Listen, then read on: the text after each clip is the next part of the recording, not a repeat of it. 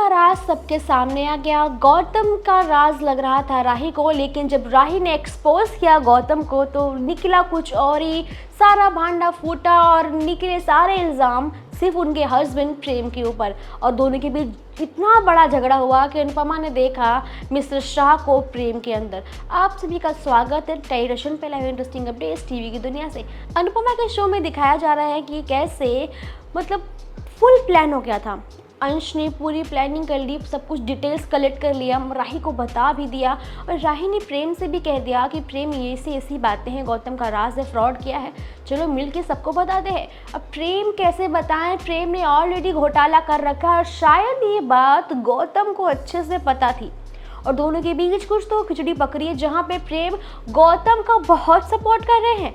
जी हाँ, जब जब राही ने गौतम के बारे में कुछ भी बोला तब तब उन्होंने सपोर्ट किया है किसका, गौतम का। प्रेम कुछ भी उसके अगेंस्ट नहीं कर रहे हैं। कहीं ना कहीं बात हम सबको समझ आ रही थी, कुछ तो गड़बड़ है। प्रेम होता ये है कि जैसे राही से बर्दाश्त नहीं होता वो सबके सामने कह देती है कि प्रेम घोटाला कर चुका है। होता ये है कि सब्र काफ़ी टाइम तक वो करती है क्योंकि प्रेम रोकता है।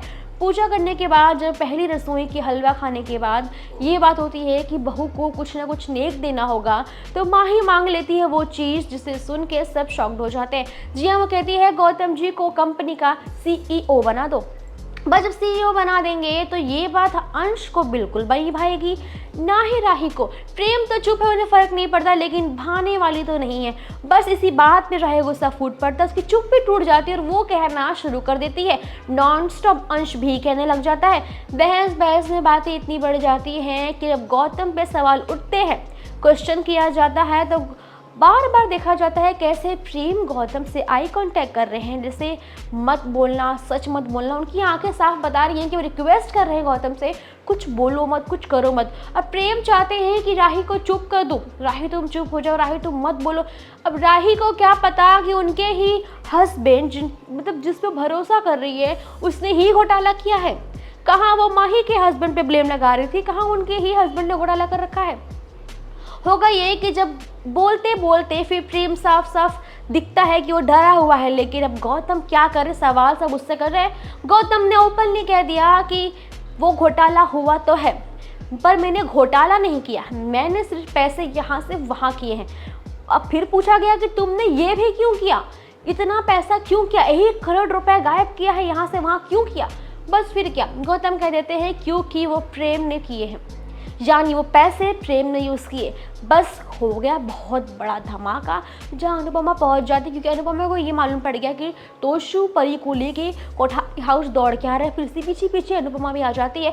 जब वो देखती है कि प्रेम राही पे चिल्ला रहा होता है कि तुमसे कितनी बार बोला राही चुप हो जाओ, मत बोलो मत बोलो, जो भी मैटर है मैं गौतम पापा के साथ बैठ के डिस्कस करेंगे, बात कर लेंगे, लेकिन तुम मानी नहीं और तुम सबके सामने ये बात रख दी।